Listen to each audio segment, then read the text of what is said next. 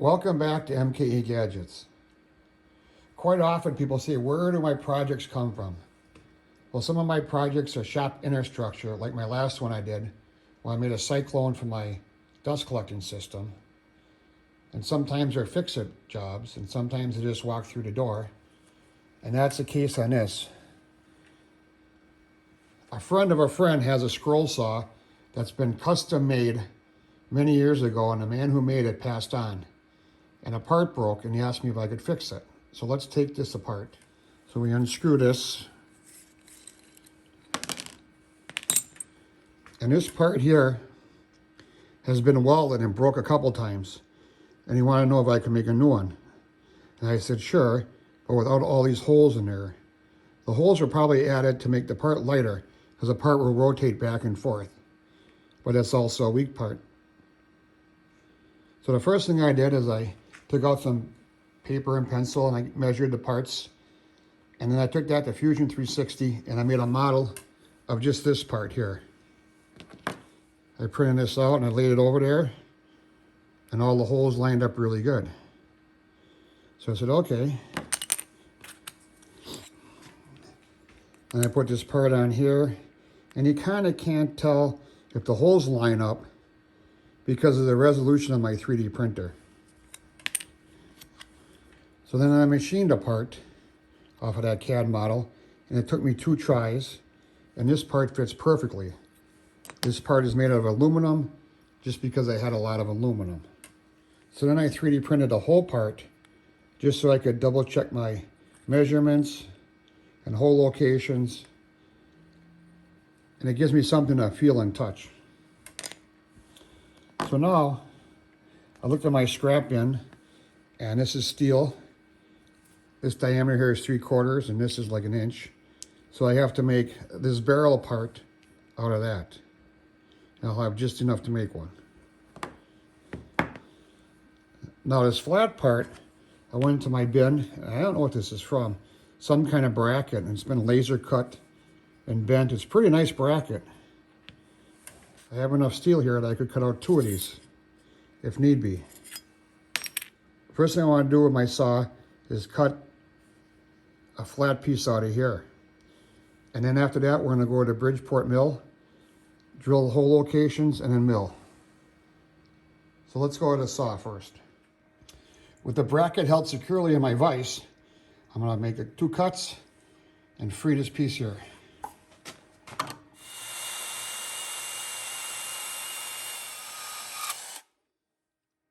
With that cut, let's go to the mill.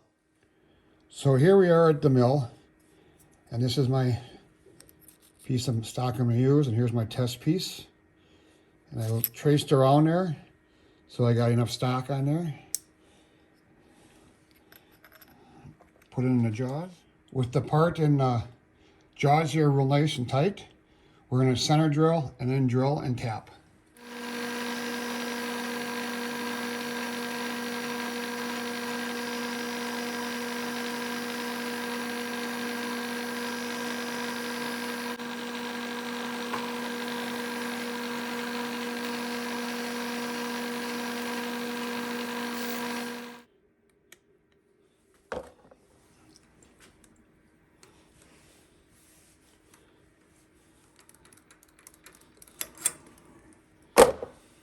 So with my test aluminum piece, I made this fixture, which I'm going to now use for my steel part. It has 3 through holes that correspond with the 3 tap holes. So I'm adding 2 bolts in the bottom that's going to hold this in location. I'm going to use a 3/8 2-flute high-speed end mill. The plate is 1/8 inch thick. I'm going to do 1 pass. I'm just going to do a scratch cut just to verify my location.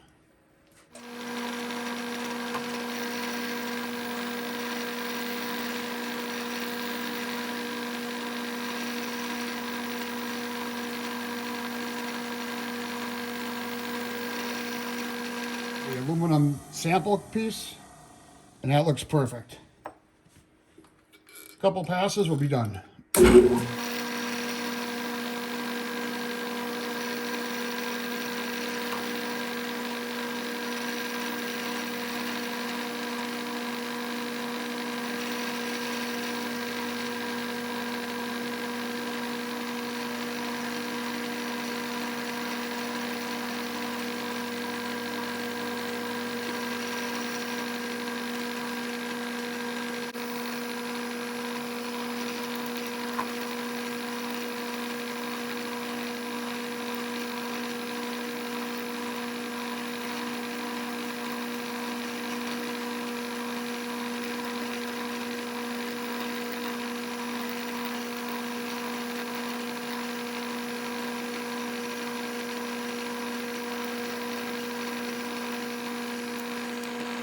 Now 2 of these holes are tapped, and this hole is drilled 1/4 inch. Before I take the part out of the fixture, I'm going to do that.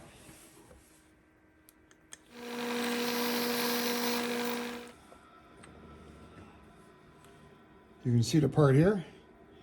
I'll take it out and deburr it and get it ready for welding. With the flat part finished, I'm turning my attention to the barrel part here. So this is 3/4 inch. And I talked to the requester, I'm gonna make it 1 inch. And then I'm gonna put a groove in here to locate the flat part for welding. Then I'll have it the right distance from the end, and it won't be cockeyed, and it'll be easier clamping. So first what we have to do is face off the end. It already has a hole drilled in here, a pilot. I'm gonna drill it out for a 5/16 reamer.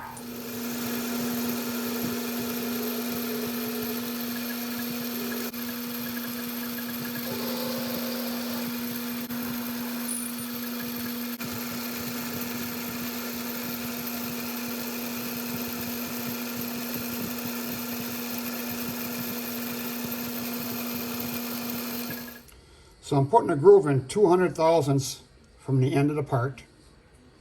Corresponds with that. My grooving bit is 86 thousandths wide, and I want the groove to be 133 thousandths wide.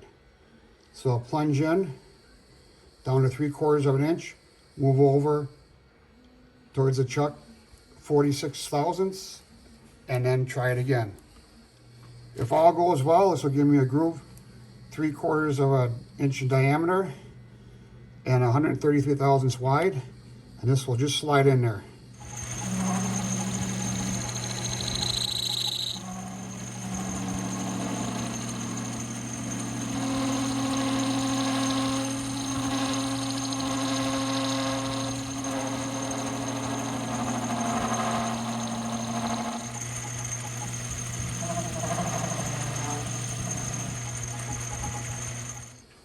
So a couple passes there with that grooving tool. Let's check size. And that is perfect. It goes in and it's snug enough to fit. That's going to hold my location perfect. Let's check how far we are from the end. 200 thousandths, 5/10. Well, all I can say is every once in a while, a lucky nut gets a squirrel. Off camera, I'll run a file over all 3 of these edges and cut it off. And then we weld. Okay, we're ready to weld. I'm gonna put a tack on each end. And before I do that, you gotta do one more sanity check. Look at the original part, and you can see the big hole is on this end, and that corresponds with that. I think we're gonna be good. You hate to get all this ways and then have a problem with it. But that's how it goes sometimes.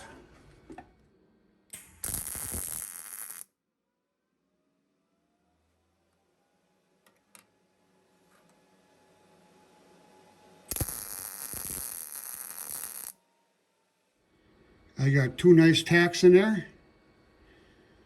I'm gonna let it cool off a little bit. I'm gonna weld on this side.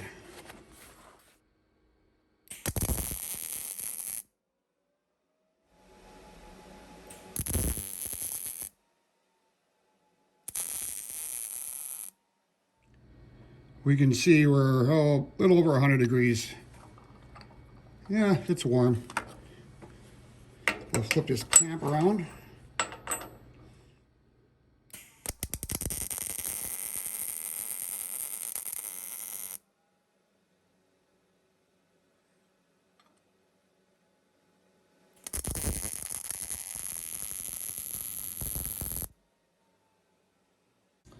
Well, this was an interesting project. First thing I did was 3D print the flat plate. Then I 3D printed an assembly. I put a radius here to represent the weld size. Then we went to aluminum part machined. We machined our steel part. and bolted it on. All this part does this all day long in a scroll saw. There's a belt on here with teeth that go into these little grooves there, and that's all it does. I'm sure Jeff is going to be very pleased, as am I. So this is MKE Gadgets. Thanks for watching this very long video. I know no one else in the world is going to have one of these scroll saws that needs this part replaced, but at least you can see some machining and some welding, what it takes to reverse engineer a part, do the CAD work, and then machine it and weld it. Please support me by subscribing to my channel and click the notification bell. That way on Wednesdays when I upload a new video, you'll be notified. I have over 150 videos on YouTube. Please check out the other ones. Thanks, we'll see you tomorrow.